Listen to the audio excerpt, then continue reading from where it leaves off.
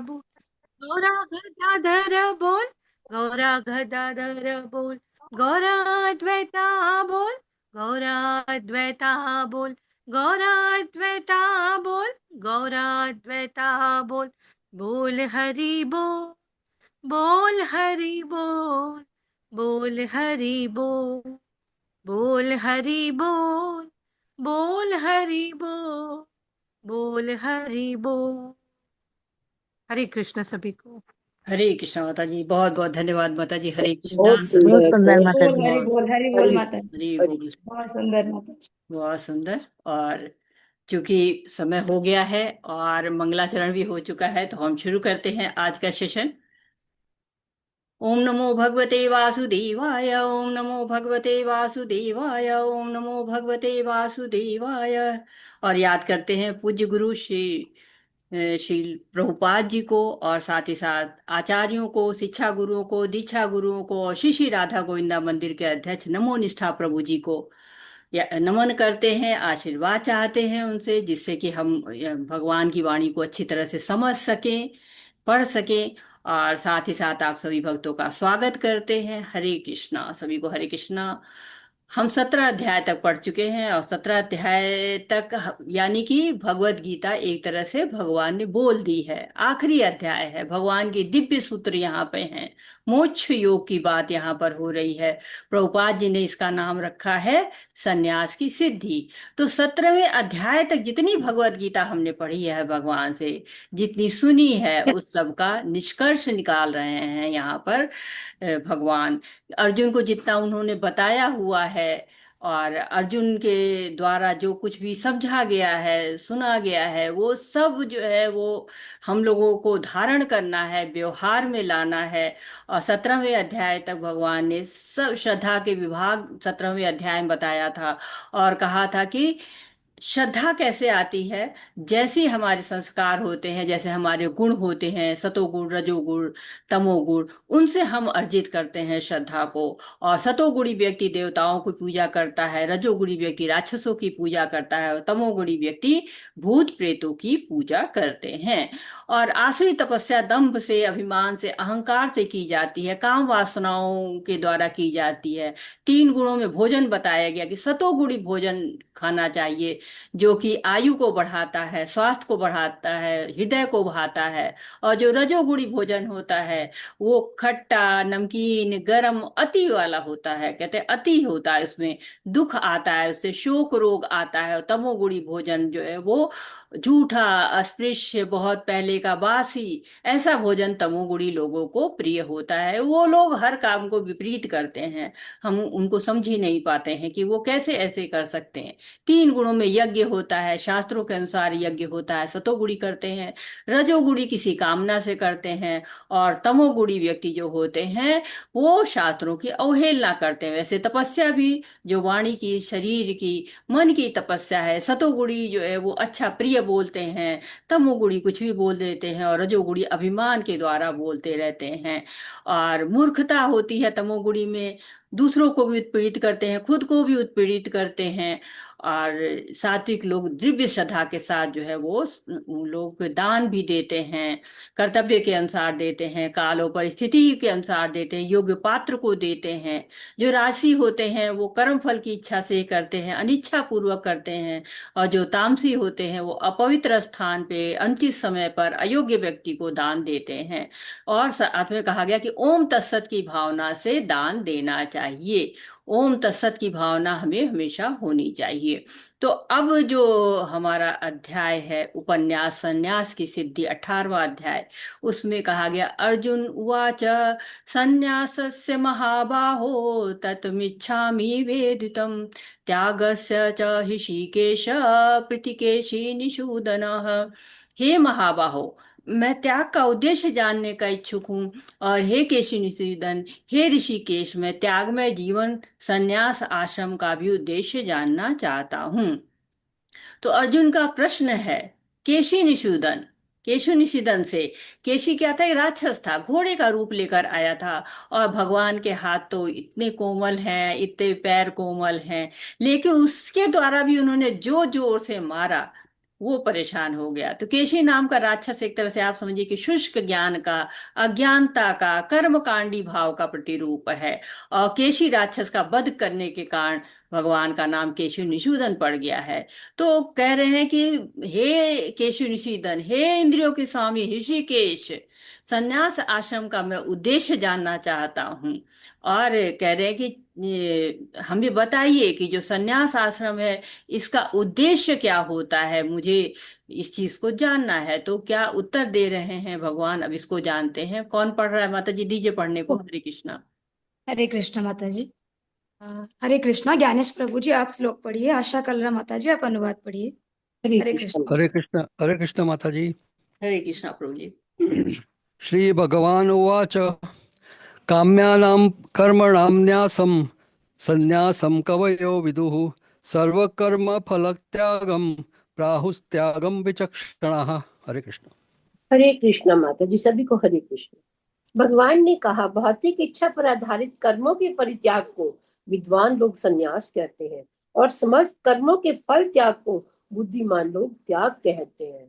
हरे कृष्ण जी। हरे कृष्णा। तो क्या कह रहे हैं कि सन्यास क्या है। एक तरह से आप देखिए, सन्यास आश्रम में पाया जाता है। चार प्रकार के आश्रम होते हैं ना। कौन कौन से होते हैं चार प्रकार के आश्रम, कोई बताएगा। कौन कौन से आश्रम होते हैं। गृहस्थाश्रम, जी। वर्णाश्रम, गृहस्थाश्रम, संन्यास, वानप्रस्थाश्रम, वानप्रस्थ, ब्रह्मचर्य। ब्रह्मचर्य। ब्रह्मचर्य आश्रम, हाँ, ब्रह्मचर्य, फिर गृहस्थ आश्रम, और तीसरा वानप्रस्थ, वानप्रस्थ, वानप्रस्थ आश्रम, और चौथा क्या होता है, संन्यास। संन्यास आश्रम। तो हर आश्रम की अपनी इच्छाएं होती हैं। तो इच्छाएं भी दो तरह की होती हैं। एक तो होती है भौतिक इच्छा होती है, और दूसरी होती है आध्यात्मिक इच्छा होती है। कुछ लोग के पास केवल भौतिक इच्छा होती है, कुछ लोग के पास मिली जुली इच्छा होती है, कुछ लोग आध्यात्मिक इच्छा रखते हैं। तो संन्यास आश्रम भौतिक इच्छा पर जो है वो आधारित कर्म का त्याग, वो लोग जो संन्यास आश्रम में रहते हैं उनकी बात हो रही है। और त्याग क्या होता है, जो समस्त कर्मों के जो फल को त्याग दे उसको त्याग कहते हैं। तो यहाँ पर जो प्रश्न पूछा था अर्जुन ने कि त्याग बताइए, कि हे त्यागमय जीवन, संन्यास आश्रम का भी उद्देश्य जानना चाहता हूँ, और त्याग का भी उद्देश्य जानना चाहता हूँ। तो दो बातें पूछी कि त्याग का उद्देश्य क्या है, और त्यागमय जीवन का उद्देश्य, यानी कि त्यागमय जीवन क्या है। जो सब कुछ छोड़ के लोग वन में चले जाते हैं और केवल भगवान पर ध्यान लगाते हैं, वो संन्यास आश्रम में कहे जाते हैं। तो इन और एक त्याग ही होते हैं। त्याग जरूरी नहीं है कि वो चले जाए, आश्रम को चले जाए, मतलब बाहर चले जाए, एकांत स्थान में चले जाए, वहां जाके पूजा करें, ऐसा नहीं है। तो लोग त्याग का उद्देश्य क्या है और त्याग में जीवन का उद्देश्य क्या है, दोनों में फर्क है। दोनों के बारे में जो है वो जानना चाह रहे। तो भौतिक इच्छा पर आधारित कर्मों के परित्याग को विद्वान लोग संन्यास कहते हैं। तो संन्यास क्या है, कि भौतिक इच्छा पर आधारित कर्म को त्याग दो, लेकिन आध्यात्मिक कार्य करो, भगवान की सेवा करो, भौतिक कार्यों को त्यागो, भगवान के कार्यों को न त्यागो। और यहाँ के समस्त कर्मों के फल को त्यागो, बुद्धिमान लोग त्याग कर, समस्त जो कर्म है उनके फलों को त्याग दो, तो वो त्याग होता है। तो इस तरह से दो तरह की बातें हैं, कि एक भौतिक इच्छा पर आधारित कर्म को त्यागते हैं सन्यासी लोग, और जो त्यागी लोग होते हैं वो समस्त कर्मों के फलों को त्याग करते हैं। तो जितनी ज्यादा आशाएं रखेंगे, जितनी ज्यादा आपको हो सकता है कि आपकी आशाएं सही भी हो, तो भी क्या होता है, नहीं पूरी होती तो फ्रस्ट्रेशन होता है। आशाएं होती हैं, अपनों से कुछ ज्यादा ही लोग आशाएं करते हैं। लेकिन आशाएं, इच्छाएं किससे करनी चाहिए, कृष्ण से करनी चाहिए। क्योंकि जो साधु होते हैं, जो भक्त होते हैं, वो कभी भी भौतिक इच्छाएं नहीं करते हैं, वो केवल भगवान की तरफ इच्छाएं रखते हैं अपनी। हरे कृष्णा। हरे कृष्ण। त्याज्यम दोषवदित्येके कर्म प्राहुर्मनीषिणः यज्ञदान तपः कर्म न त्याज्यमिति चापरे। हरे कृष्ण। कुछ विद्वान घोषित करते हैं कि समस्त प्रकार के सकाम कर्मों को दोषपूर्ण समझ त्याग देना चाहिए, किंतु अन्य विद्वान मानते हैं कि यज्ञ, दान तथा तपस्या के कर्मों को कभी नहीं त्यागना चाहिए। हरे कृष्ण। हरे कृष्णा। तो भगवान केवल अपने बारे में ही नहीं बताते हैं, भगवान और विद्वानों की भी राय बता रहे हैं, कि और विद्वानों की राय क्या है। तो यहाँ पर और विद्वानों की राय को जो है वो भगवान बता रहे हैं, कि कुछ विद्वान घोषित करते हैं कि सकाम कर्मों को दोषपूर्ण त्याग देना चाहिए। सकाम कर्म कौन से होते हैं, हरे कृष्णा। सकाम कर्म किसको कहा जाता है? हरे कृष्ण माता जी, जो इंद्रियों की इच्छा के लिए जो कर्म किया जाता है। हाँ, किसी इंद्रिय लाभ की इच्छा। हाँ, अपनी इच्छा के लिए जो इच्छा कर्म के किए अनुसार जाते हैं उसको क्या कहते हैं? सकाम कर्म सकाम कर्म। कहते हैं। तो भगवान अन्य लोगों को बता रहे हैं कि एक मत कह रहा है कि त्याग के विषय में कि कर्म को त्याग दो, और दूसरे कह रहे हैं कि यज्ञ दान तप वाली जो है कर्म है उनको त्यागना नहीं चाहिए। क्यों नहीं त्यागना चाहिए? क्योंकि शास्त्र उसका अनुमोदन करते हैं। विद्वान ऐसा क्यों कहते हैं सारे कर्म त्याग दो? क्योंकि कोई भी कर्म करो तो कुछ न कुछ उसमें त्रुटि रहती है, कुछ न कुछ दोष उसमें रहता है। जैसे अग्नि बहुत पावन होती है लेकिन उसमें भी धुआं दोष के रूप में रहता है। तो कर्म कोई भी करते हैं ना, बंधन लगता है। जैसे कि आप भोजन भी बनाते हैं तो उसमें भी कुछ जो है दोष रह जाते हैं, कुछ हो सकता है उसमें कुछ आपसे दोष रह जाए। नहाते भी हैं तो उसमें भी कहते हैं ना कुछ दोष रह जाते हैं। तो सब दोनों के अपने अपने तर्क हैं। तो भगवान ऐसा नहीं कहते कि मेरी सुन लो, नहीं। भगवान सारे रास्ते बताते हैं। भगवत गीता भी जैसे शुरू की गई है तो भगवान ने कर्म योग भी बताया, ज्ञान योग भी बताया, अष्टांग योग भी बताया, और उसके बाद क्या कहा? भक्ति योग सबसे अच्छा है। तो इसी तरह से भगवान सब बताते हैं। भगवान कहते हैं जैसे हम लोग जनरल भाषा में भी कहते हैं कि सुनो सबकी, करो जो है वो अपने मन की। अपने मन की क्या मतलब? कि आप जो अपने संस्कार रहते हैं अपने गुणों के अनुसार ही आप कर्म करेंगे। तो सुनना सबकी चाहिए, क्योंकि आप सहमत हो या ना सुने, सहमत हो, आपको जो है वो सब चीज की जानकारी होनी चाहिए जिससे कि आप सही निर्णय ले सके। ऐसा नहीं करते, कुछ लोग कहते हैं ना माई वे जो है, माई वे इज हाईवे, या माई वे और हाईवे। तो इस तरह का नहीं भगवान कहते। भगवान कहते हैं कि नहीं, अपना मत बता के, सबका मत बता के अपना मत बताते हैं कि देखो ये भी एक मत है।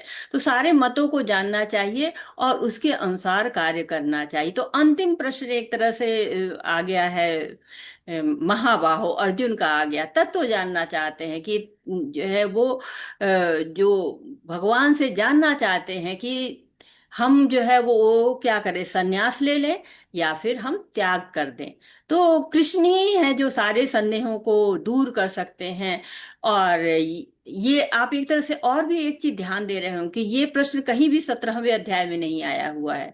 जनरली क्या होता था कि कुछ भगवान बताते थे उससे प्रश्न निकल के आता था, लेकिन ये प्रश्न अलग से है। तो आचार्य लोग कहते हैं कि ये प्रश्न क्यों आया है, आखिरी अध्याय हो गया, अब तो सब भगवान ने बता दिया, अब तो कुछ चाहिए ही नहीं, तो फिर ये क्यों प्रश्न आया हुआ है? तो ये प्रश्न आया है लोक हितम, लोगों के हित के लिए।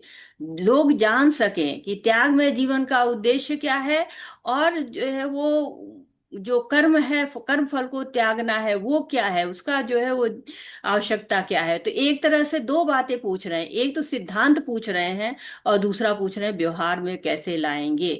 तो जब शास्त्र का ज्ञान होता है तो सिद्धांत हमको समझ में आता है, और अगर उसको हम व्यवहार में नहीं लाते हैं तो हमारा ज्ञान अधूरा रहता है। तो दोनों चीजों को उन्होंने पूछा है कि हमको सिद्धांत भी बताइए और इसको व्यवहार में कैसे लाएं ये भी बताइए। तो अभी इस वक्त बता रहे हैं भगवान कि कुछ विद्वान कहते हैं कि आप जो है वो सारे कर्म त्याग करिए, और कुछ लोग कहते हैं कि आप जो है वो सारे कर्म मत त्यागिए, यज्ञ दान और तपस्या करते रहिए क्योंकि उससे शुद्धि होती है। फिर भगवान भी अपना बताते हैं कि हाँ मेरा भी यही कहना है, क्योंकि यज्ञ दान तप को कभी भी नहीं छोड़ना चाहिए। ये जीवन के लिए लाभप्रद होते हैं, लाभदायक होते हैं, शुद्धिदायक होते हैं। हरे कृष्णा। हरे कृष्ण। निश्चयं शृणु मे तत्र त्यागे भरत सत्तम, त्यागो हि पुरुष व्याघ्र त्रिविधः संप्रकीर्तितः। हरे कृष्ण। हे भरत श्रेष्ठ, अब त्याग के विषय में मेरा निर्णय सुनो। हे नरश शार्दुल, शास्त्रों में त्याग 3 प्रकार का बताया गया है। हरे कृष्ण। हरे कृष्ण की निश्चय सुनो, सुनो, अपना बात बता रहे, सुनो इस विषय में, निश्चय सुनो। त्यागे भरत सत्तमा, शेष त्याग क्या है? सत त्याग शेष क्या है? सत त्याग शेष त्याग क्या है? तो त्रिविधा संकीर्तित, त्रिविधा सम प्रकीर्तित। तो यहाँ पर बता रहे हैं कि 3 प्रकार का घोषित किया गया है। जो है नर शार्दुल भी कह रहे हैं। नर शार्दुल क्या होता है? जो शेर होता है ना, वो बहुत ही बलशाली होता है, सुंदर होता है, सुडौल होता है, कई सारी विशेषताएं, बहुत सुंदर होता है ना। व्याघ जो कहते हैं, जो शेर बहुत सुंदर होता है। तो यहाँ में नर शार्दुल, या तुम नरों में जो है वो शेर हो, व्याघ हो तुम। तो अर्जुन की महिमा कर रहे हैं। तो कृष्ण अर्जुन की, और जो है अर्जुन कृष्ण की महिमा करते ही रहते हैं। तो कह रहे हैं कि अर्जुन जैसे शेर होता है ना, वो छोटी छोटी जीवों को तंग नहीं करता है, वो बड़े शिकार करता है। ये ऐसा नहीं कि चींटी मारने लगे और जो है वो कॉकरोच मारने लगे, छोटे छोटे जीव नहीं मारता है। तो वैसे अर्जुन भी छोटी छोटी बातों पर युद्ध नहीं करते हैं, सत्य जानने का प्रयास कर रहे हैं। और उसके उत्तर में भगवान उनको जो चौथे श्लोक से लेके 12वें श्लोक तक की जो है आपको कर्म जो है ज्ञान देंगे, कर्म योग का ज्ञान देंगे। तो जो पहले से लेकर 7वें श्लोक तक जो है बताया गया है आपको कि श्रद्धा के बारे में, श्रद्धा और पूजा के बारे में बताया गया है। और 8 से 10 तक के श्लोक भोजन के बारे में बताते हैं। 11 से 13 तक के श्लोक आपको जो है वो अ, त्याग के बारे में बताते हैं। ऐसा हमने पहले पढ़ा हुआ है। और अब 1 से 12 तक के श्लोक हमको कर्म योग के बारे में, जो बंधन से मुक्त करे, उसके बारे में बताएंगे। 13 से 17 तक के श्लोक आपको 5 कर्म के कारण बताएंगे। और 18 से लेकर 40 तक के श्लोक गुणों के आधार पर कर्म कैसे किया जाता है, इसके बारे में बताएंगे। 41 से 48 तक के श्लोक बताएंगे कि कर्मों को कृष्ण को कैसे ऑफर किया जाए। और 49 से 55 तक के श्लोक बताएंगे कि ज्ञान योग और प्लस उसमें भक्ति मिलाकर कैसे कृष्ण को प्राप्त किया जा सकता है, जो गुह्य ज्ञान कहा जाता है, उसके बारे में बताया जाएगा। और 56 से 60 तक के श्लोक शुद्ध भक्ति, गुह्यतर ज्ञान के बारे में बताएंगे। और 64 से लेकर 66 तक के श्लोक आपको गुह्यतम ज्ञान के बारे में बताएंगे। और 67 से लेकर 78 तक के श्लोक उपसंहार करेंगे। तो एक तरह से अब हम कर्म योग के बारे में हम जो है जानेंगे, क्योंकि अभी तो प्रश्न चल रहे थे। अब आगे 4 से 12वें तक के श्लोक आपको कर्म योग के बारे में बताएंगे। हरे कृष्णा। पढ़ते हैं आगे। हरे कृष्ण। यज्ञदान तपः कर्म न त्याज्यं कार्यमेव तत् यज्ञोदानं तपश्चैव पावनानि मनीषिणाम्। हरे कृष्ण। यज्ञ दान तथा तपस्या के कर्मों का कभी परित्याग नहीं करना चाहिए, उन्हें अवश्य संपन्न करना चाहिए। निस्संदेह यज्ञ दान तथा तपस्या महात्माओं को भी शुद्ध बनाते हैं। हरे कृष्ण। हरे कृष्णा। तो यज्ञ ध्यान और तपस्या को कभी नहीं त्यागना चाहिए। महात्माओं को विशुद्ध बनाते, महात्मा तो ऑलरेडी इतने शुद्ध होते हैं, लेकिन यज्ञ दान तपस्या करते रहने से उनमें और शुद्धि आती जाती रहती है। तो यज्ञ दान तब भक्ति के अंग होते हैं, हृदय के भाव हैं। जब हम यज्ञ करते हैं, दान करते हैं, तप करते हैं, तो हम कितने हृदय शुद्ध हमारा होने लगता है। तो मंगल आरती है, जपा है, एकादशी व्रत है। तो ये महात्मा भी नहीं कह सकते कि नहीं नहीं हमको इसकी जरूरत नहीं है, हम तो बहुत शुद्ध हो चुके हैं। नहीं, उनको भी जरूरत होती है। और जो भौतिकता में है लोग, वो लोग को भी ये लाभप्रद होता है। भौतिक लाभ तो मिलते ही मिलते हैं, लेकिन हमें जो भी कार्य करते हैं भगवान की प्रसन्नता के लिए करें, तो हमें भौतिक लाभ तो होंगे ही होंगे। वो तो +1 और हो जाता है ना, बाय 1 गेट 1 फ्री वाला होता है। तो भौतिक लाभ तो आपको होते ही होते, जीवन आपका सुखी हो जाता है, शांत हो जाता है, संतुष्ट हो जाता है। जब चित्त शुद्ध हो जाता है तो कितना आनंद आता है। यज्ञ करते हैं, जब यज्ञ शिष्टा खाते हैं, कितना अच्छा लगता है, कितनी चित्त की शुद्धि होती है। और इसका तो अनुभव आप लोगों ने किया ही होगा। जब एकादशी व्रत करते हैं, मन कितना पवित्र रहता है, भगवान का नाम निकलता है हमेशा मुंह से, इतना शुद्धि आती रहती है। दान देते हैं, मन प्रसन्न होता है। और तो इसलिए इनको करते रहना चाहिए। हरे कृष्णा। हरे कृष्ण। एतान्यपि तु कर्माणि संगम त्यक्त्वा फलानि च कर्तव्यानिति मे पार्थ निश्चितं मतमुत्तमम्। हरे कृष्ण। इन हरे सारे कृष्ण। कार्यों को किसी प्रकार की आसक्ति या फल की आशा के बिना संपन्न करना चाहिए। हे पितापुत्र, इन्हें कर्तव्य मानकर संपन्न किया जाना चाहिए। यही मेरा अंतिम मत है। हरे कृष्ण जी। ठीक है। तो भगवत गीता कहीं भी ये नहीं कहती है कि सब कुछ त्याग दो। वो कहती है आसक्ति के त्याग दो, फल को त्याग दो। तो इसमें भी क्या हो रही है, आसक्ति के त्याग की बात हो रही है, फल के त्याग की बात हो रही है। कह रहे संग त्यक्त्वा, संग का त्याग कर दो। किस संग का त्याग कर दो? जो भगवान से संबंधित संग नहीं है, कुसंग का त्याग कर दो। तो अर्जुन तो केवल त्याग के बारे में पूछ रहे थे, लेकिन यहाँ पर भगवान जो है वो आसक्ति की भी बात कर रहे हैं। क्यों? क्योंकि त्याग जो है वो आपको थोड़ा सा मतलब उतना सूक्ष्म नहीं है जितनी आसक्ति सूक्ष्म है। जैसे कभी कभी आप किसी को कोई चीज दान भी दे रहे हैं, त्याग भी कर रहे हैं, तो भी क्या होता है, मन में रहता है अरे कभी तो यूज हो सकता था ना, इसको दे दिया। या कुछ दिन बाद करें, अरे उनको दे दिया, उसकी तो हमें भी जरूरत थी। तो ये जो आसक्ति हृदय के कोने में रहती है ना, या जो है नहीं नहीं आज तो व्रत है लेकिन मन अटका पड़ा है, पराठे बड़े अच्छे बन रहे हैं, सब लोग खा रहे हैं, तो ये क्या है, ये आसक्ति है। तो आसक्ति कहीं हृदय के एक कोने में रहती है। इसलिए दोनों का त्याग करना है, निष्काम भाव से कर्म करना है। इससे क्या होता है, आध्यात्मिक उन्नति होती रहती है। हरे कृष्णा। हरे कृष्ण। नियतस्य तु संन्यासः कर्मणो नोपपद्यते मोहात् तस्य परित्यागः तामसः परिकीर्तितः। हरे कृष्ण। हरे कृष्णा। धन्यवाद आशा कलरा माता जी। हरे कृष्णा। रश्मि माता जी आप पढ़िए अनुवाद। धन्यवाद माता जी, बहुत बहुत। हरे कृष्णा माता जी। निर्दिष्ट कर्तव्यों को भी कभी नहीं त्यागना चाहिए। यदि कोई मोहवश अपने नियत कर्मों का परित्याग कर देता है तो ऐसे त्याग को तामसी कहा जाता है। हरे कृष्णा माता जी। हरे कृष्णा। तो तामसिक त्याग के बारे में अब एक तरह से समझिए कि तीन गुणों में त्याग की बात हो रही है। तो तामसिक त्याग पहले का है, जबकि हम लोगों ने पहले देखा था कि पहले भगवान सतो गुण का वर्णन करते थे, फिर रजोगुण का, फिर तमोगुण का। यहाँ पर पहले पहले तामसिक त्याग की बात कही है। तो त्याग तो बड़ा अच्छा होता है, ये तो हमको भगवत गीता बताती है। पर त्याग हमेशा अच्छा नहीं होता है, तीन गुणों से प्रभावित होता है। जैसे हिप्पी लोग थे, तो वो लोग अपना देश जो है छोड़ आए, क्योंकि वहां पे बहुत युद्ध हो रहा था, परेशानियां थी। तो वो भी त्याग आए, तो वो त्याग तो तामसिक त्याग था ना, वो तो कोई त्याग ऐसा नहीं था कि भगवान के लिए त्याग कर रहे हैं। ऐसे ही कुछ त्याग क्या होता है, मोहात, मोहवश त्याग कर दिया जाता है। मोहातस्य परित्यागस्य, तो यह मोह वश जो है त्याग होता है कि नहीं नहीं मुझे मोह है किसी का और उसके लिए हम त्याग कर रहे हैं, तो उसको क्या कहते हैं, भगवान तामसिक त्याग कह रहे हैं। कहा गया है ना, प्रकाशम च प्रवृत्तिम च मोहमेव च पांडव, न देशी संप्रवर्तानि न निवर्तन्तानि कांक्षति। तो जो है, जो इस तरह का मोह के वश में जो होता है कार्य, वो क्या होता है, उसको त्याग कर देना चाहिए, उसको नहीं करना चाहिए। तो अर्जुन से भगवान कह रहे हैं कि कर्मों का स्वरूप से त्याग करना चाहिए। तो भगवान इन कर्मों के तीनों स्वरूप का ज्ञान भी दे रहे हैं कि इनका त्याग करना है तो कैसे त्याग करना है, कौन सा त्याग क्या किस गुण में होता है। हरे कृष्णा। हरे कृष्ण।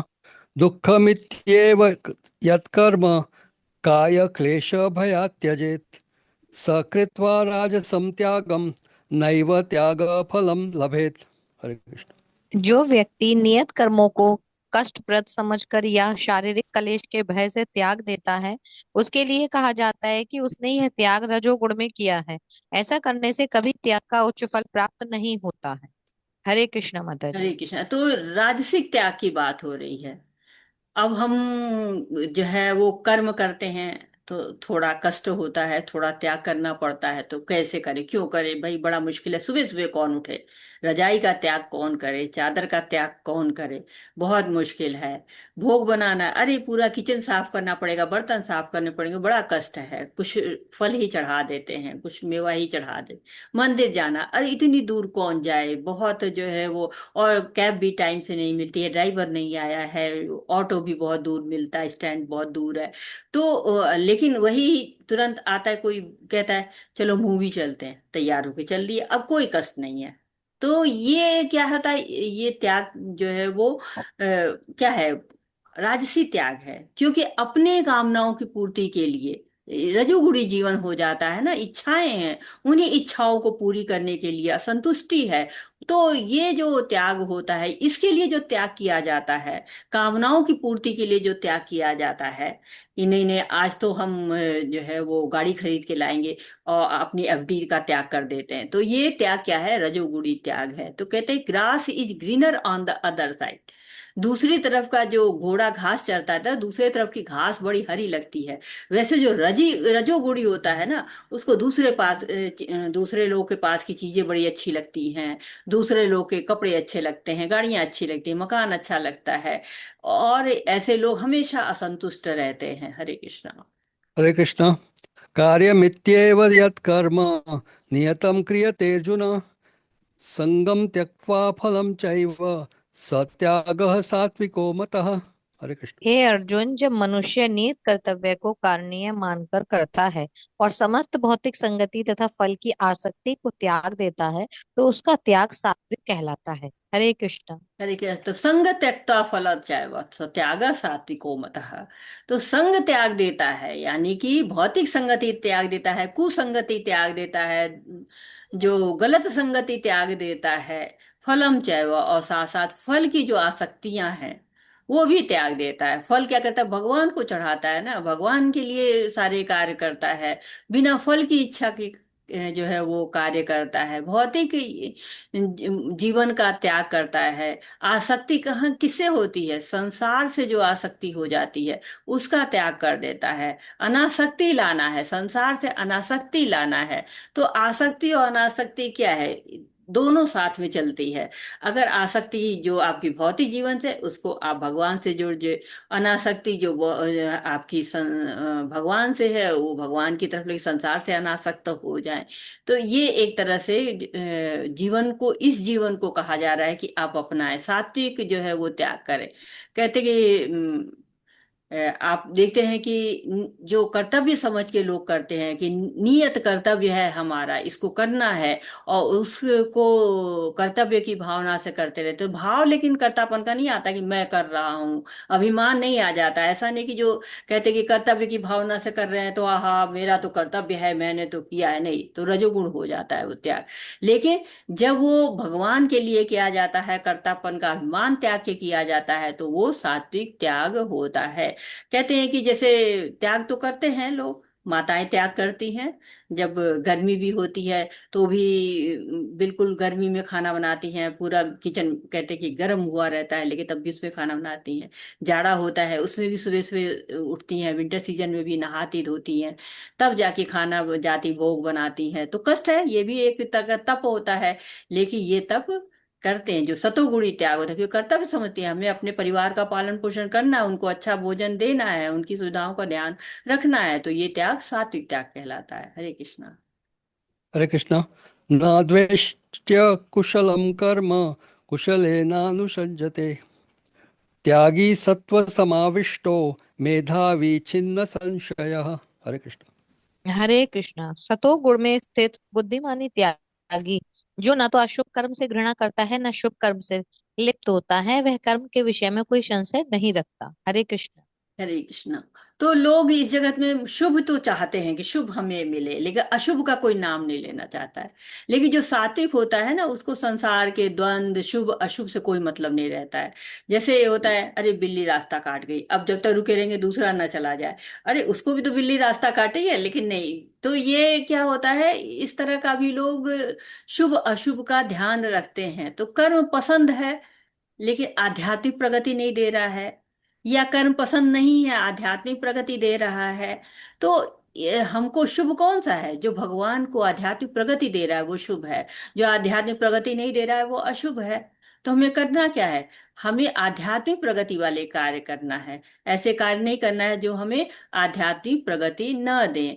तो लेकिन ऐसा भी नहीं कि जो दूसरे कर रहे हैं भौतिक प्रगति का कार्य तो हम उन पे घृणा करें, उनसे अलग हो जाए, या कि ये कहें कि नहीं नहीं हम तो बड़े अच्छे हैं। नहीं, जो सतोगुण में रहते हैं ना, वो असुखकर काम भी अगर भगवान के लिए हो रहा है तो करते हैं, सुखकर कार्य अगर भगवान के विपरीत है तो वो नहीं करेंगे। अर्च विग्रह की सेवा करनी है तो क्या होगा, बड़ी सुबह नहाना पड़ता है, लेकिन लोग जो है वो नहाते हैं।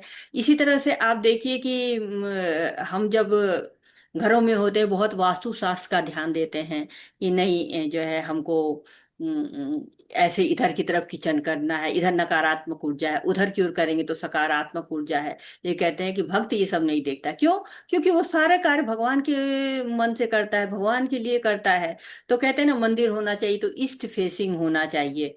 लेकिन आप देखिए कि राधा रास बिहारी मंदिर जुहू का है, वो साउथ फेसिंग है। तो प्रभुपाद जी से किसी ने पूछा कि ये मंदिर साउथ फेसिंग क्यों है, इसे तो ईस्ट फेसिंग होना चाहिए। तो प्रभुपाद जी ने कहा कि राधा बिहारी है ना, उधर की ओर मुंह करके नाच रहे थे, तो उधर की तरफ मंदिर बन गया। तो जो भी भक्त होता है वो भगवान की प्रसन्नता देखता है, भगवान की तरफ ही अपना मुख करता है। हरे कृष्णा। हरे हरे कृष्णा। कृष्णा। धन्यवाद ज्ञानेश प्रभु जी, धन्यवाद हरे रश्मि हरे गुप्ता माता कृष्णा। जी। अत्रे धन्यवाद माता माता जी। जी। धन्यवाद माता जी। अत्रे माता जी आप श्लोक पढ़िए, जलेंद्र प्रभु जी आप अनुवाद पढ़िए। हरे कृष्ण। जी माता जी धन्यवाद। नहि देहोभितं शक्यान् त्यक्तुं कर्मण्यशेषतः यस्तु कर्मफलत्यागी शतगित्यभिधीयते। हरे कृष्ण। हरे कृष्ण माता जी, सबको दंडवत प्रणाम। निस्संदेह किसी भी देहधारी प्राणी के लिए समस्त कर्मों का परित्याग करना असंभव है, कि जो कर्म फल का परित्याग करता है वह वास्तव में त्यागी कहलाता है। हरे कृष्ण। हरे कृष्णा। तो कहते हैं ना, शरीर है, देह है आपकी। जब तक देह है, ये कहते हैं ना कि जब तक शरीर चलेगा तो चलना ही पड़ेगा। तो सारे कर्मों का त्याग तो हो ही नहीं सकता, संभव ही नहीं है। खाना है, पीना है, सोना है, चलना है, सांस लेना है, ये तो करना ही पड़ेगा ना। तो भगवान कई जगह आप देखिए कि अशेषतः कहते हैं कि कर्मण अशेषतः। तो भगवान कह रहे हैं कि पूर्णतया अशेषता, यानी कि कुछ भी शेष न रह पाए। तो ऐसा तो हो ही नहीं सकता है ना कि शरीर है तो कोई कर्म शेष ही न रहे। ये तो असंभव की तरह से है। इसके पहले भी हमने 7वें अध्याय में भगवान ने कहा था, ज्ञान विज्ञान इदम वच्छम्य अशेषतः। तो अशेष नहीं जो है रहे, शेष कुछ भी नहीं रहे, ऐसा कोई कर्म है ही नहीं। जब हम जीवन है तो कर्म करना पड़ेगा। समाधि में भी रहेंगे तो कर्म करें, समाधि में भी तभी सांस चलती है ना। तो संपूर्ण रूप से जो है हम बाहर की शरीर की क्रिया रोक दें, हम चले नहीं, हम खाना न खाएं, हम जो है कहीं कोई भी हाथ पैर इंद्रियों से कोई कार्य न देखें, न सुने, कुछ भी न करें। तो हो सकता है कि वो भी तो लगभग मतलब 100% तो वो भी नहीं हो सकता है। लेकिन बाहर की क्रिया हम रोक भी दे तो अंदर की क्रिया तो रुकती ही नहीं है। कहने बैठे हैं तो वो भी तो एक क्रिया है ना, समाधि में बैठे, बैठ के समाधि में है, लेट के समाधि में, तो वो भी तो एक क्रिया है ना, आराम कर रहे हैं वो भी तो एक क्रिया है ना। जब तीसरे अध्याय में पढ़ चुके हैं, एक क्षण भी ऐसा नहीं है जब हम कर्म के बिना रह सके। परंतु कर क्या सकते हैं हम? कर्म के फल को त्याग सकते हैं। हरे कृष्णा। अनिष्टमिष्टं मिश्रं च त्रिविधं कर्मण फलं भवत्यात्यागिनं प्रेत्या न तु सन्न्यासिनं क्वचित्। हरे कृष्ण। हरे कृष्ण माता जी, जो त्यागी नहीं है उसके लिए इच्छा, इच्छित अर्थात इष्ट, अनिच्छित अर्थात अनिष्ट, सम्मिश्रित, ये तीन प्रकार के कर्म फल मृत्यु के बाद मिलते हैं। लेकिन जो सन्यासी हैं उन्हें ऐसे फल का सुख दुख नहीं भोगना पड़ता। हरे कृष्ण माता जी।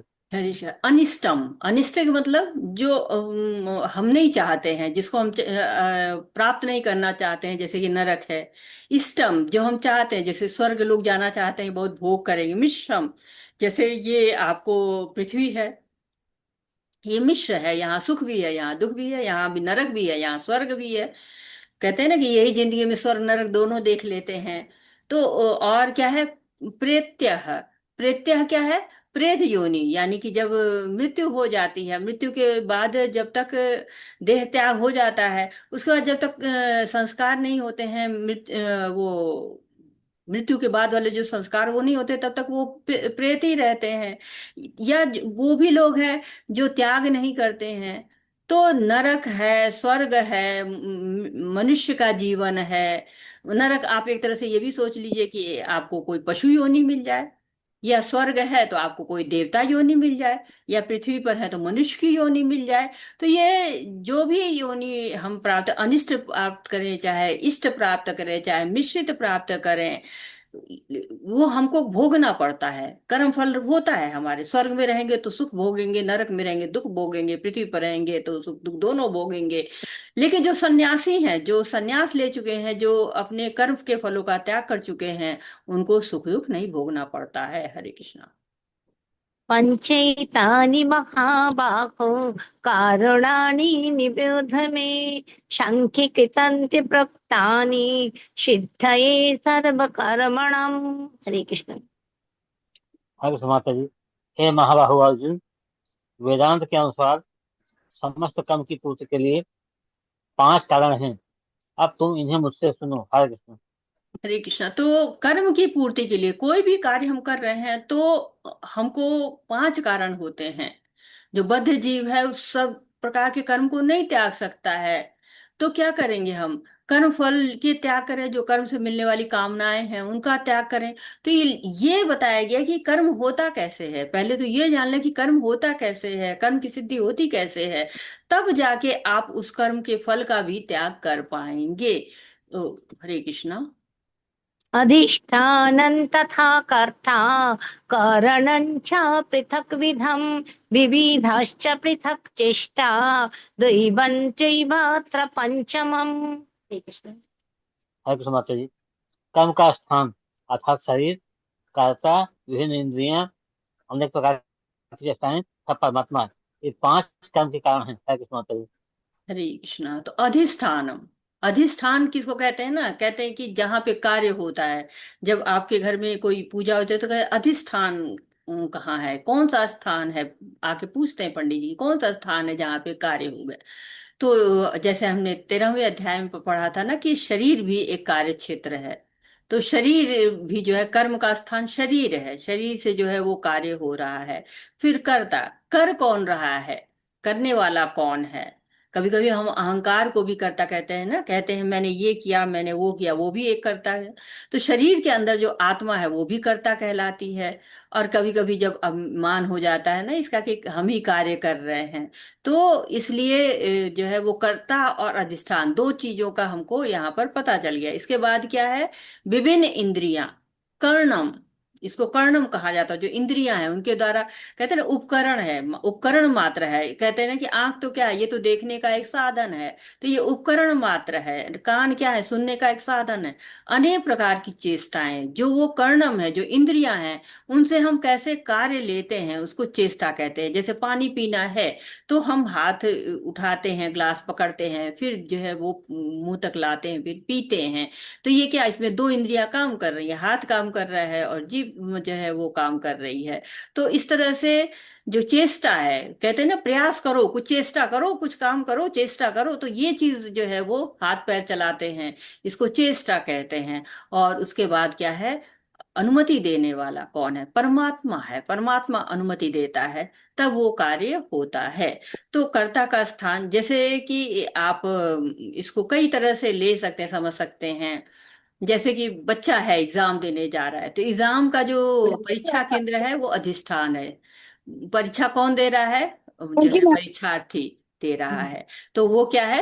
वो करता है। और साथ ही साथ जो उसके हाथ पैर हैं, जिससे लिखेगा, वो चल के जाएगा स्कूल तक और लिखेगा, वो क्या है? उसकी चेस जो है कर्णम है। और उनके द्वारा जब लिखने लगेगा तो वो क्या है? चेष्टा है। लेकिन परमात्मा की अनुमति आवश्यकता है। परमात्मा नहीं चाहे तो वो अपने गंतव्य तक नहीं, स्कूल तक नहीं पहुंच पाएगा। उसकी हाथ लिखने बंद कर देंगे, नहीं लिख पाएंगे। तो परमात्मा की अनुमति सबसे बहुत जरूरी होता है। कोई भी ये नहीं चाहता कि एग्जाम में फेल हो जाए, लेकिन क्या होता है कभी कभी याद ही नहीं आता। क्वेश्चन याद तो किया था लेकिन याद ही नहीं आ रहा है, तो जो है याद ही करता रह जाता है। कई बार देखिए कि आपको सभी चीजें मौजूद रहती हैं। जैसे कोई पुल बन रहा है तो वहां पर गारा मिट्टी सामान भी है, खंबे स्टील जो कुछ चाहिए वो भी है, मजदूर भी है, इंजीनियर भी बताने वाला है।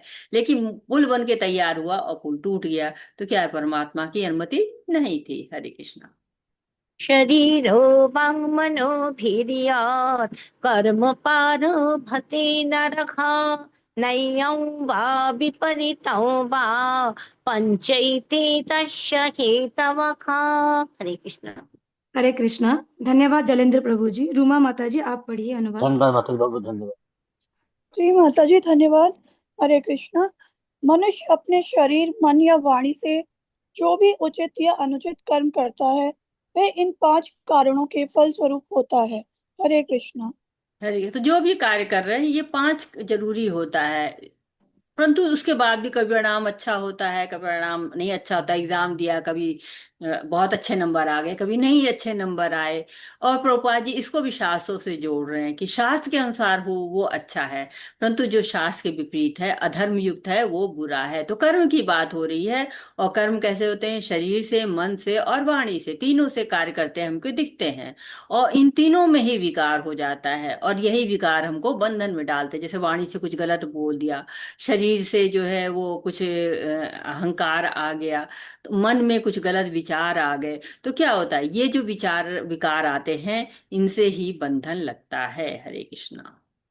तत्रैवं विशति कर्तारम् आत्मानं केवलं तु यः पश्यत् कृतबुद्धित्वान् न स पश्यति दुर्मतिः। हरे कृष्ण। हरे कृष्णा। अतएव जो इन पांचों कारणों को न मानकर अपने आप को ही एकमात्र कर्ता मानता है, वह निश्चय ही बहुत बुद्धिमान नहीं होता और वस्तुओं को सही रूप में नहीं देख सकता। हरे कृष्ण। हरे कृष्णा। तो जनरली ये होता है, सामान्य लोग यही सोचते हैं ना कि हाँ हम कर्म कर रहे हैं, लेकिन 5 कारण हैं। इसीलिए हमको अकेले किसी चीज में जब हम जिम्मेदार मानने लगते हैं, वही अहंकार कहते हैं। अहंकार से जो भरी आज्ञा होती है वो ये नहीं देख पाती। कहेंगे ना, प्रकृति क्रिया माणानि गुण कर्माणि कर्मसु अहंकार विमूढ़ात्मा करता हनति मन्यते। अहंकार के कारण सोचते हैं हम ही करता है, लेकिन जब तक 5 चीजें नहीं होती हैं तब तक कोई भी कार्य नहीं हो पाता। इसलिए स्वयं को कारण मानना आपको बंधन में डालेगा। सारे कार्य भगवान को समर्पित कर दें तो न असफलता रहेगी, न क्रोध आएगा, न डर रहेगा, न संतुष्टि होगी, न कर्म बंधन होगा। जनरली हम सारे जो है वो कार्य अपने ऊपर ले लेते हैं। अब जैसे युद्ध में जा रहे हैं, युद्ध में सेनापति सोचे मैं ही युद्ध कर रहा हूं अकेले, तो परिणाम क्या होगा? उस पे कहेगा कि नहीं नहीं हम जीत गए। नहीं, जीतता कौन है? सेना जीती। आप क्या करें? सेना का संचालन कर रहे हैं, सैनिक है, हथियार हैं, वो युद्ध में सब लोग अपना अपना रोल अदा कर रहे हैं। तो ये 5 चीजें जब होती हैं वो कारण है, उससे कार्य संपन्न होता है।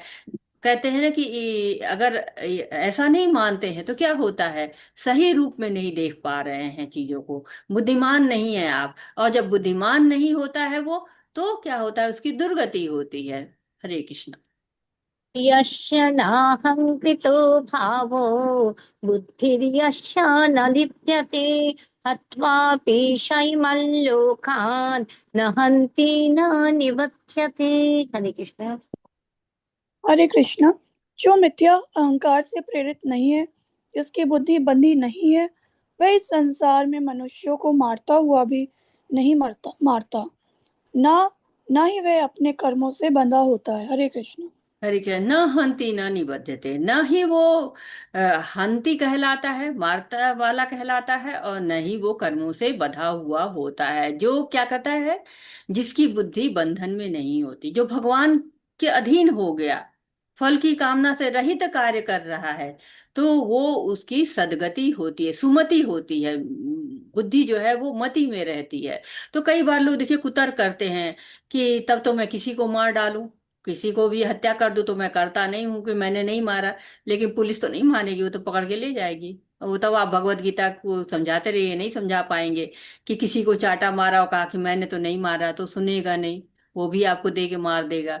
तो ये समझना है कि आप अकेले करता नहीं है, स्वयं को कर्ता मानने की भूल मत करिए। बंधन में नहीं पड़ना है तो भूल मत करिए। तो अर्जुन यदि ये समझेंगे कि मैं युद्ध कर रहा हूं, ये अहंकार का भाव उनके अंदर जब अगर आ जाता है, तो वो मोह में हो जाएंगे, तब उन्हें कर्म बंधन लगेगा। लेकिन वो भगवान की प्रसन्नता के लिए युद्ध करेंगे, तब उनको कर्म बंधन नहीं लगेंगे। तो यहाँ बुद्धि के बारे में बात हो रही कि कब आपकी बुद्धि सुमति होती है और कब आपकी बुद्धि दुर्मति हो जाती है। हरे कृष्णा। ज्ञाननिगेयं परिज्ञाता त्रिविधा कर्म चोदना करणं कर्म कर्तेति त्रिविध कर्म संग्रहः। हरे कृष्ण। हरे कृष्णा।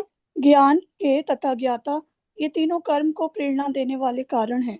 इंद्रिया, करण, कर्म तथा कर्ता, ये 3 कर्म के संघटक हैं। हरे कृष्णा। अरे, तो अर्जुन ने पहले श्लोक में दो प्रश्न पूछे थे, एक ज्ञान योग का था और दूसरा कर्म योग का था। तो तीसरे श्लोक से 12वें श्लोक तक कर्म योग का उत्तर दिया गया था।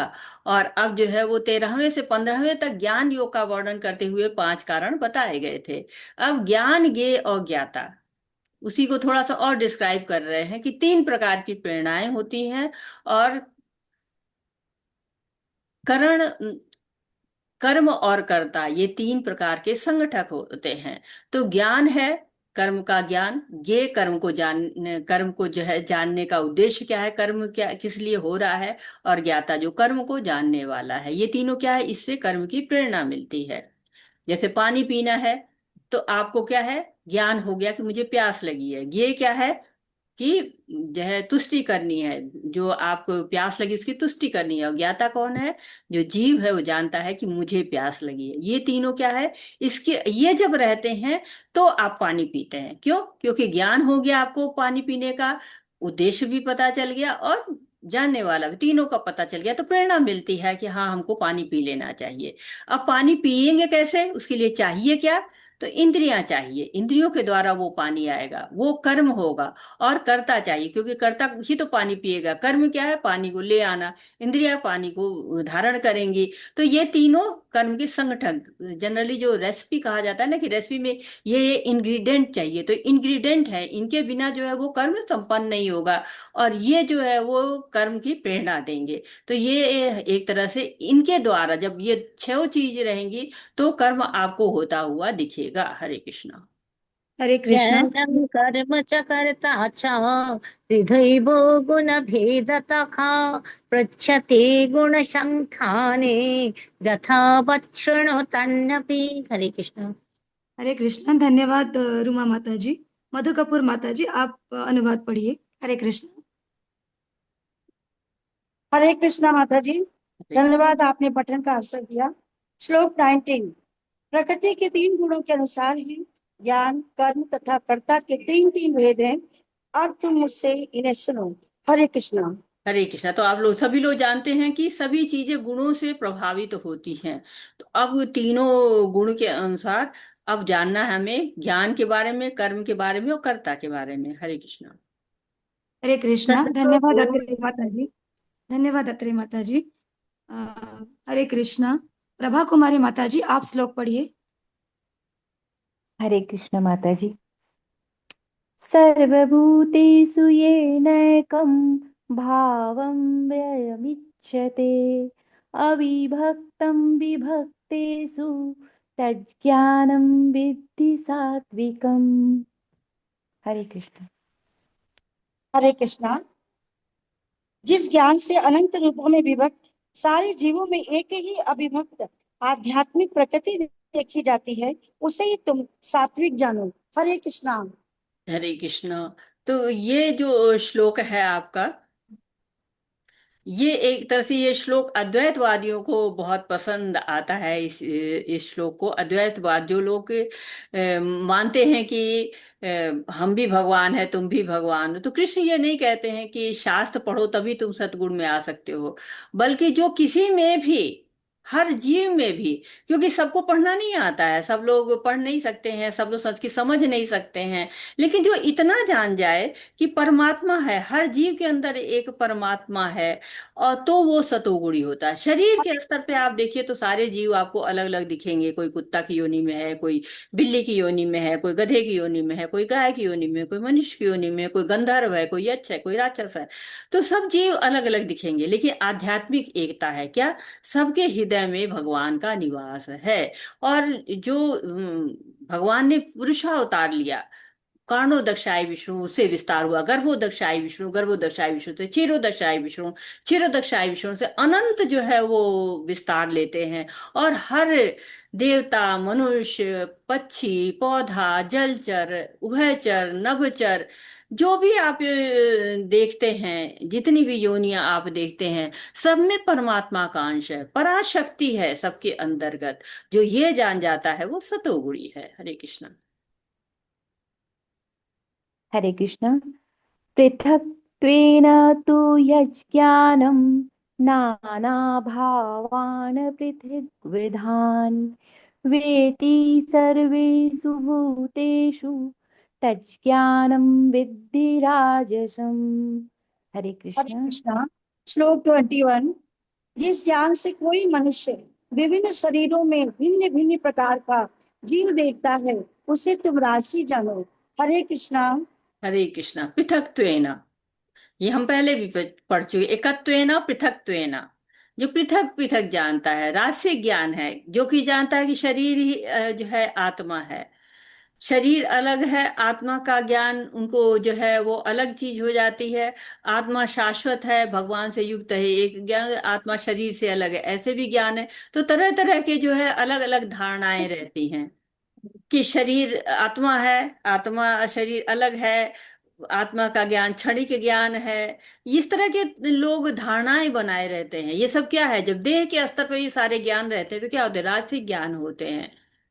जो भक्ति विनोद ठाकुर थे वो कहते थे कि जो तरह तरह के जीव हैं, जीवात्मा अनेक योनि में हो, वो भाव रखना वो पृथक है। और शरीर है वो पृथक भाव है। तो अलग अलग ये भाव जो है रखते हैं जो राजसी लोग रहते हैं। एक तरह से साधारण रूप में कहिए तो वो लोग ये धारणा नहीं रखते हैं कि हाँ सब जीव हैं, सब में अलग अलग आत्माएं, बल्कि वो शरीर को ही देख पाते हैं। कुत्ता है तो कुत्ता है, घोड़ा है तो घोड़ा है, बिल्ली है तो बिल्ली है। वो ये नहीं देख पाते कि हर एक में एक पराशक्ति भी है। हरे कृष्ण। हरे कृष्ण। ये तु कृष्णवदेकस्मिन् कार्ये सत्तकमहेतुकम् अतत्त्वार्थवदलभ्यं च तत्तामसमुदाहृतम्।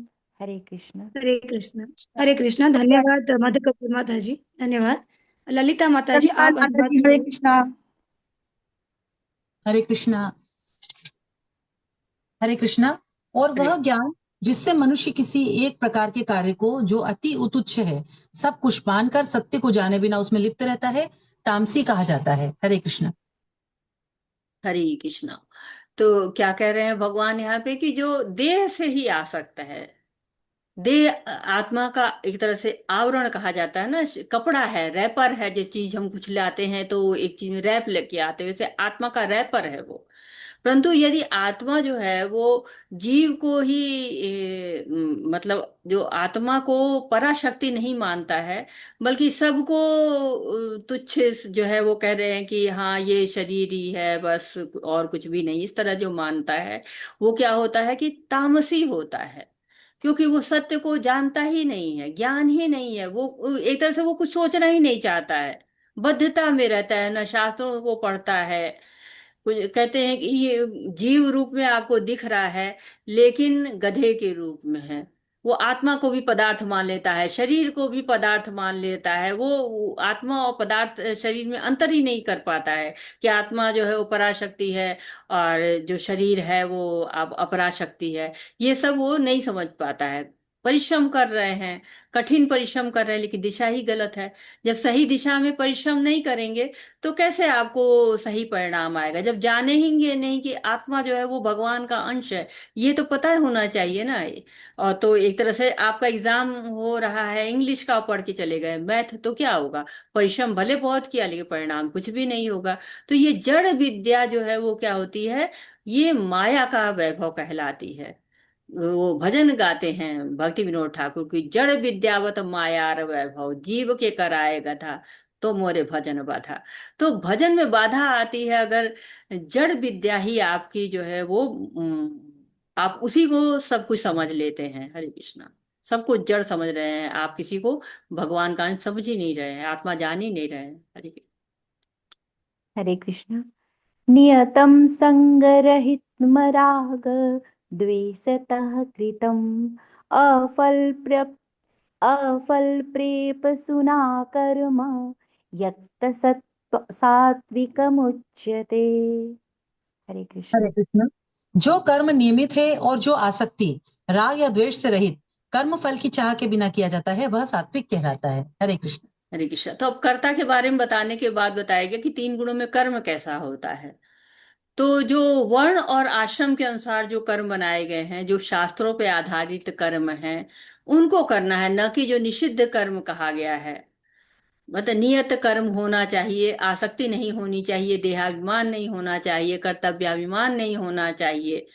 होता क्या है कि जैसी अवस्था कम रहती है, जब युवा अवस्था में लोग रहते हैं, तो क्या होता है, अपने शरीर से बड़ी आसक्ति होती है, बार बार शीशा देखते हैं, अरे हमने कितने सुंदर लग रहे हैं। अपने जो बुद्धि पर बड़ा अभिमान होता है, अरे हमने तो जो है वो इतने नंबरों से पास किया, मेरे घर में तो कोई आईएएस हुआ था नहीं, मैं आईएएस हो गया।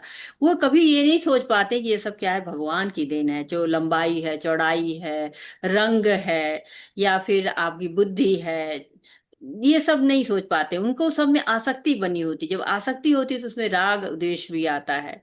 और जब तक राग द्वेष ना हो तब तक वो सात्विक कर्म रहता है। लेकिन जब उसमें राग द्वेष आ जाता है कि मैं ही कर सकता हूँ, मेरी ही बुद्धि ज्यादा है, तो वो क्या हो जाती है, वो आपको राजसिक हो जाता है। हरे कृष्ण। हरे कृष्ण। यत्तु कामेपसुना कर्म शाहङ्कारेण वा पुनः क्रियते बहुलायासं तद्राजसमुदाहृतम्। हरे हरे कृष्ण। कृष्णा। लेकिन जो कार्य अपनी इच्छा पूर्ति के निमित्त प्रयास पूर्वक एवं मिथ्या अहंकार के भाव से किया जाता है वह रजोगुणी कहा जाता है। हरे कृष्ण। तो प्रयास पूर्वक मिथ्या अहंकार के भाव से, भौतिक इच्छाएं बहुत होती है ना, राशि सा अहंकार, अहंकार है ये। तो इसमें अधिक परिश्रम है, बहुत क्लेश है। कहा जाता है ना कि ऐसे कर्म क्या कहलाते हैं, ऐसे कर्म आपको बहुत ही ज्यादा कष्ट देते हैं, कि बहुत आप उग्र कर्म कर रहे हैं। तो राजसी कर्म हमेशा अहंकार के भाव से होते हैं, और बहुत ज्यादा कष्ट देने वाले होते हैं। जैसे कि समुद्र मंथन का देखा था आपने, कि समुद्र मंथन जब हुआ था, तो जो सिर की तरफ था वो असुरों ने पकड़ लिया, और देवताओं ने कहा कि आप पूंछ की तरफ पकड़िए, तो कह रहे ना ना, हम पूंछ कैसे पकड़ेंगे सांप के, हम तो इतने बलशाली हैं। अच्छा नहीं समझ रहे थे, पूंछ का भाव, पीछे का भाग हम नहीं पकड़ेंगे, हम तो सर का भाव पकड़ेंगे। और जब मंथन होना शुरू हुआ, वासुकी जी की रगड़ लगनी शुरू हुई, तो क्या हुआ, विष की ज्वाला निकलना शुरू हो गई, असुर जलने लगे। अब देखिए प्रयास क्या है, ज्यादा हो रहा है, जल रहे हैं। इधर तो देवता आराम से पकड़े हैं पूंछ की तरफ से, लेकिन वो सर की तरफ पकड़े हैं तो विष निकल रहा है, गर्मी हो रही है, फुफकार रहा है जो है वो बासुकीनाग, वो सब उनको सहन करना पड़ रहा है। तो मिथ्या अहंकार का भाव था, और फुफकार से जो ताप है वो सहन ही नहीं कर पा रहे थे। और अंत क्या हुआ, प्रयास तो उन्होंने ज्यादा किया, लेकिन अंत जो अमृत रूप में हुआ वो नहीं मिल पाया। तो ये क्या है, ये रजोगुणी प्रवृत्ति है। हरे कृष्णा। हरे कृष्णा। धन्यवाद प्रभा कुमारी माता जी, धन्यवाद ललिता माता जी। माधुरी शर्मा माता जी आप श्लोक पढ़िए। दीपक चौधरी प्रभु जी और माता जी आप अनुवाद पढ़िए। हरे कृष्णा। हरे कृष्ण वात्सल्य। हरे कृष्ण। अनुबंधं क्षय हिंसा अनपेक्ष्य च पौरुषं मोहादारभ्यते कर्म दत्ततामस उच्यते। हरे कृष्ण माता जी। जो कर्म मोह वंश शास्त्रीय आदेशों की अवहेलना करके तथा भावी भावी बंधन की परवाह किए बिना या हिंसा अथवा अन्यों को दुख पहुंचाने के लिए किया जाता है वह तामसी कहलाता है। हरे कृष्ण माता जी। हरे कृष्ण। तो कर्म के तीन प्रकार हो गए, सात्विक, राजसिक और तामसिक।